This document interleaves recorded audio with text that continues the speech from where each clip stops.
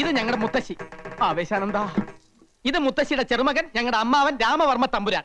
ഇത് അദ്ദേഹത്തിന്റെ സഹോദരികൾ, അത് അവരുടെ മക്കൾ, അത് പണിക്കരമ്മാവൻ, അത് മുത്തശ്ശിയുടെ മരുമകൻ. എനിക്ക് 6 മക്കളായിരുന്നു, 3 ആണും 3 പെണ്ണും. പക്ഷെ ആ മക്കളൊക്കെ മരിച്ചു. എല്ലാം ദുർമരണങ്ങളായിരുന്നു. വിവരങ്ങളൊക്കെ ഞാൻ പറഞ്ഞിട്ടുണ്ട്. ഓ നന്നായി. ഇവിടെ ജനിക്കുന്ന പെൺകുട്ടികൾക്ക് മാത്രമേ വിവാഹം വിധിച്ചിട്ടുള്ളൂ. ഞാനും അങ്ങേപ്പോലെ ശുദ്ധ ബ്രഹ്മചാരിയാ. താടിയില്ലാന്നേ ഉള്ളൂ. എവിടെയാണാവോ സ്വദേശം? ഭഗവതി ഊമയാണല്ലേ? സ്വാമി മൗനവ്രതത്തിലാ. ഈശ്വര, അത്ര ജ്ഞാനിയാ? അങ്ങനെ ഉള്ളവരെ മൗനവ്രതം ആചരിക്കൂ. വ്യക്തമായില്ല സ്വാമി അവിടുന്ന്. ഓ മനസ്സിലായി മനസ്സിലായി. എന്താ? അധികം വൈകാതെ ഈ കോലോത്ത ശാപം തീരുവന്ന്, ഇവിടത്തെ പുരുഷന്മാർക്ക് മംഗല്യ സൗഭാഗ്യം കൈവരുമെന്ന്. ഈശ്വരോ രക്ഷതു. അങ്ങനെ ഒരു സമയം ഉണ്ടായിട്ട് വേണം എനിക്ക് മനസമാധാനായിട്ട് ഒന്ന് കണ്ണടയ്ക്കാൻ. അങ്ങ് കുറച്ചു കാലെങ്കിലും ഇവിടെ കഴിയുന്നത് ഞങ്ങൾക്കൊരു സുഹൃതമായിരിക്കും. ധൃതി പിടിച്ച് പോണോന്ന് കൽപ്പിക്കരുത്. ഹിമാലയത്തിലെ മഞ്ഞുരുകൾ നിന്നിട്ട് ഇനി സ്വാമി കേരളം വിടും. എന്താ എന്താ പറഞ്ഞേ? ഒന്നും മനസ്സിലായില്ല. പിന്നെ നീ എന്തിനാ ചിരിച്ചേ? ഒന്നും മനസ്സിലാവാത്തോണ്ട് ചിരിച്ചതാണ്. എന്നാലേ എനിക്ക് മനസ്സിലായി. സ്വാമികൾ പറഞ്ഞത് അമ്മാവന് വ്രതശുദ്ധിയില്ല, മനസ്സിൽ കളങ്കമുണ്ട്, അതുകൊണ്ട് ഈ ചാവടിയിലേക്ക് വരാൻ പാടില്ല അല്ലേ സ്വാമി? എന്താ രാമ ഞാൻ ഈ കേക്കണേ?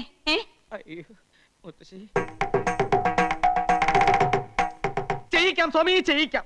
എന്താ എന്താ? അമ്മാവൻ ഇന്ന് രാത്രി മുഴുവൻ ആഹാരം കഴിക്കാതെ ഉപവസിക്കണമെന്ന്, സന്ധ്യയ്ക്ക് രാമായണത്തിലെ കിഷ്കിന്ധാകാന്ഡം മുഴുവൻ വായിച്ചു തീർക്കണമെന്ന്. അയ്യോ, ഇവൻ വെറുതെ ഓരോന്ന് പറയാ. അദ്ദേഹം ഇതൊന്നുമല്ല പറഞ്ഞത്. അദ്ദേഹം ഇത് തന്നെയാണ് പറഞ്ഞത്. ദേ ഇങ്ങനെ കാണിച്ച രാമായണം വായിക്കാന്നാണ് അർത്ഥം. ഊമയുടെ ഭാഷ നിനക്ക് എങ്ങനെ മനസ്സിലായി? ഞായറാഴ്ച TV കാണാറില്ലേ, അത് കണ്ട് പഠിച്ചതാ. തർക്കം ഒന്നും വേണ്ട, ഞാൻ പറയണത് അങ്ങോട്ട് അനുസരിക്കുക. അതെന്നെ മുത്തശ്ശി പറയട്ടെ. മുത്തശ്ശി പറയട്ടെ. രാമൻ ഇന്ന് ഉപവസിച്ച് രാമായണം മുഴുവൻ അങ്ങോട്ട് പാരായണം ചെയ്യാ. പല്ലും കടിച്ചലറിക്കൊണ്ടു പാലിയും നില്ലു നില്ലുന്നണഞ്ഞോരു നേരം തഥാ. പല്ലും കടിച്ചലറിക്കൊണ്ടു പാലിയും നില്ലു നില്ലുന്നണഞ്ഞോരു നേരം തഥാ. മുഷ്ടികൾ കൊണ്ടു താടിച്ചതു ബാലിയെ ദുഷ്ടനാം ബാലി സുഗ്രീവനെയും തഥാ. വേണ്ട വേണ്ട, എന്നോട് കളിക്കാൻ നിക്കണ്ട. ഏലസ എന്റെ കയ്യില്. എറിഞ്ഞു ഓടിക്കാൻ നോക്കുകയാണല്ലേ? രാമായണം വായിക്കണത് നിനക്ക് സൂഹിക്കണില്ല. മുത്തശ്ശി ഇവിടെ വായിക്കാൻ സമ്മതിക്കണില്ല. എന്റെ അടുത്ത് വേണ്ടാട്ടാ. പോയിക്കോ പോയിക്കോന്ന്.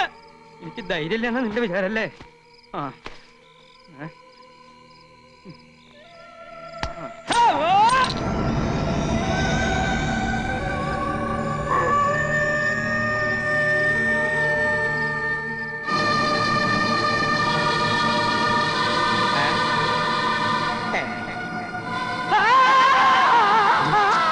അയ്യേ, ഇത് ഞാനാണമ്മാവ.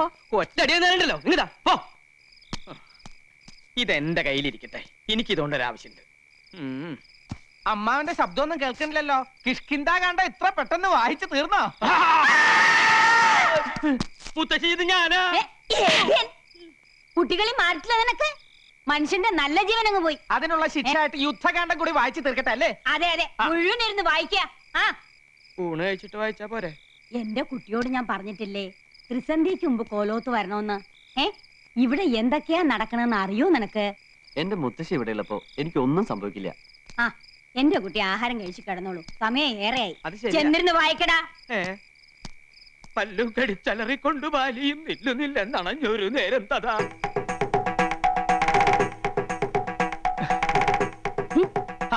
പരിഭവിക്കാതെ സ്വാമികളെ, ഈ പാലങ്ങോട്ട് കുടിക്ക. നിവർത്തിയേടുകൊണ്ടല്ലേ എനിക്ക് ഇങ്ങനെയൊക്കെ ചെയ്യേണ്ടി വരുന്നത്. എല്ലാറ്റിനും എന്നെങ്കിലും ഒരു പരിഹാരം ഉണ്ടാവും. താൻ വിഷമിക്കണ്ട.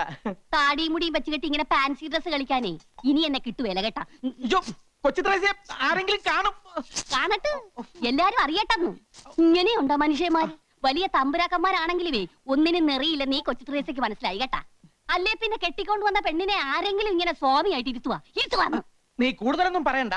കടപ്പുറത്ത് തേങ്ങ ഇടിക്കാൻ വന്ന എന്റെ അടുത്ത് 1ഉം 2ഉം കൊച്ചു വർത്തമാനം പറഞ്ഞ് നീ അടുത്ത് കൂടിയപ്പോ ഞാനും ഏതാണ്ടൊക്കെ പറഞ്ഞു പോയി. ഏതാണ്ടൊക്കെ പറഞ്ഞെന്നാ? പറഞ്ഞത് കൃത്യമായിട്ട് എനിക്കങ്ങോട്ട് ഓർമ്മയുണ്ട് കേട്ടാ. കൊച്ചു ത്രേസ്യയെ ഐ ലവ് യു എന്നാ നിങ്ങ പറഞ്ഞത്. ഈ ഐ ലവ് യു എന്ന് പറഞ്ഞാൽ ഉടനെ കെട്ടിക്കോണോന്നാണെങ്കിൽ കേരളത്തിലെ എല്ലാ ആണുങ്ങൾക്കും 10ഉം 15ഉം ഭാര്യമാര് കണ്ടേനെ. ഇനി ഇഷ്ടപ്പെട്ടു ഒന്ന് എന്നെ ഇരിക്കട്ടെ. എന്ത് അപരാധം ചെയ്തിട്ടാ നിന്റെ അപ്പം വർക്കി എന്നെ ഓടിച്ചിട്ട് പിടിച്ച് രജിസ്റ്റർ ഓഫീസിൽ കൊണ്ടുപോയി എന്നെ കെട്ടിച്ചത്? ഞാൻ ബ്രഹ്മചാരിയായി കഴിയേണ്ടവരാണെന്ന് അങ്ങയുടെ കാല് പിടിച്ച് പറഞ്ഞതാ. അന്നേരം ആ കാല് കൊണ്ട് എന്നെ അങ്ങേരെ മുഖത്ത് തൊഴിച്ചു. എന്നിട്ട് എന്നെ ഭീഷണിപ്പെടുത്തി നിന്നെ ഇങ്ങോട്ട് കൊണ്ടുവരികയും ചെയ്തു. കഴിഞ്ഞതൊക്കെ കഴിഞ്ഞ് ഇനി നമുക്ക് എല്ലാം അങ്ങോട്ട് മറക്കാം തിരുമേനി. എല്ലാം ഞാൻ മറക്കാം, എന്റെ ബ്രഹ്മചര്യം ഒഴിച്ച്. കൊച്ചു ത്രേസ്യേ, എനിക്ക് എന്റെ ജീവനിൽ കൊതിയുണ്ട്. നമ്മുടെ രഹസ്യ വിവാഹം കഴിഞ്ഞെങ്കിലും മേപ്പാടം കൽപ്പിക്കുന്നത് വരെ ഞാൻ സ്ത്രീ സുഖം അനുഭവിക്കുന്ന പ്രശ്നമേ ഇല്ല. അയ്യോ അങ്ങനെ പറയല്ലേ, തമ്പുരാൻ അറിയാവാ ഇന്ന് നമ്മുടെ ആദ്യ രാത്രിയാണ്. എന്റെ കാളരാത്രി അന്ന് കടാപ്പുറത്ത് വെച്ച് ആദ്യമായി തമ്പുരാൻ എന്നെ ഇഷ്ടമാണെന്ന് പറഞ്ഞ ദിവസം ഓർമ്മയുണ്ടാ? ദുർദിനങ്ങൾ ഞാൻ ഓർമ്മിക്കാറില്ല. എനിക്ക് നല്ല ഓർമ്മയുണ്ട്. അന്ന് അയലയും മത്തിയും ചാകര വന്ന ദിവസിയാണ്.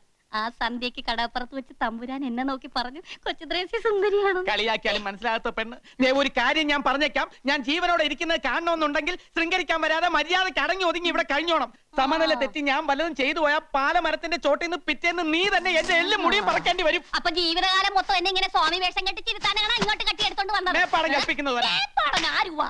എന്ത് പറഞ്ഞാലും തല്ല ഒരു മേപ്പാടൻ. അവിടെ നിൽക്കാം, നിൽക്കാം.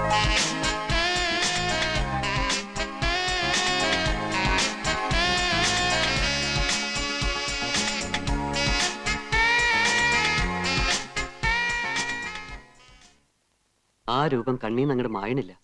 വല്ലാതെ മനസ്സിലേക്ക് തറഞ്ഞു കയറിയ പോലെ. ആ അങ്ങനെ വരട്ടെ. ഈ അസുഖത്തിനെയാ പ്രേമം പ്രേമം എന്ന് പറയുന്നത്. എടാ ബ്രഹ്മചാരി, നീ ഇങ്ങനെ സ്വപ്നം കണ്ടു കിടന്നിട്ട് വല്ല കാര്യമുണ്ടോ? ഈ പെണ്ണും പിടക്കോഴി എന്നൊക്കെ പറഞ്ഞ ബ്രഹ്മചാരികൾക്ക് പറഞ്ഞിട്ടില്ല. ജീവിതകാലം മുഴുവൻ ബ്രഹ്മചാരിയെ കഴിഞ്ഞോളാമെന്ന് ഞാൻ ആർക്കും വാക്കൊന്നും കൊടുത്തിട്ടില്ല. അങ്ങനെ ഉയരട്ടെ കാമുകന്റെ കരുത്താർന്ന ശബ്ദം. അതിരിക്കട്ടെ, ഈ കക്ഷി എവിടെയുള്ളതാ? ഏതാ എവിടുന്ന ഒന്നും ചോദിക്കാൻ പറ്റില്ല.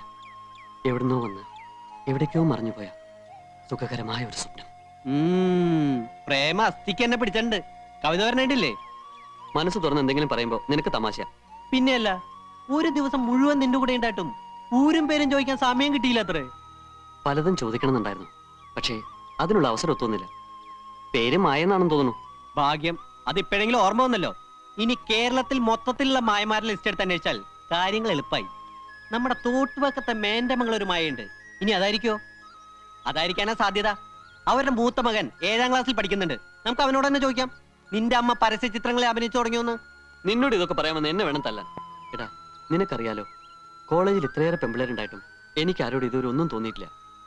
പക്ഷെ ഇതെന്തോ എനിക്ക് പറഞ്ഞു വെച്ചിരിക്കുന്ന പെണ്ണാണെന്നൊരു തോന്നൽ. എടാ, കാര്യം എത്ര സീരിയസ് ആണോ? ഇന്നലത്തെ ഷൂട്ടിങ്ങിന് ഞാനില്ലാഞ്ഞതാ കാരണം. ഞാനുണ്ടായിരുന്നെങ്കിൽ അവളുടെ ഡീറ്റെയിൽസ് മുഴുവൻ ഭൂമിശാസ്ത്രവും ശരീരശാസ്ത്രവും എല്ലാം ചോദിച്ചു മനസ്സിലാക്കിയേനെ. പിന്നെ നിന്നോടല്ലേ അവള് പറയാൻ പോവല്ലേ? നമുക്ക് ആ ഡയറക്ടർ ഒന്ന് ചെന്ന് കണ്ടാലോ? അയാൾക്ക് ചിലപ്പോൾ അഡ്രസ് അറിയായിരിക്കും. എങ്ങനെയാണേലും വേണ്ടില്ല, ഒന്നുകൂടി അവളൊന്ന് കാണാൻ കഴിഞ്ഞാൽ മതിയായിരുന്നു.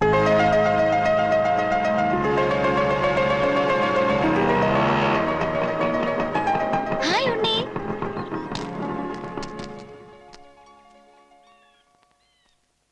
എന്താ ഇങ്ങനെ മേടിച്ചു നോക്കുന്നേ? ഒരു ഹായ് പറഞ്ഞ തിരിച്ചു പറയാനുള്ള മര്യാദ പോലും ഇല്ലേ? ഹായ്. ഇയാളോടല്ല, ഉണ്ണിയോടെ പറഞ്ഞ. ഞാൻ പോവാ.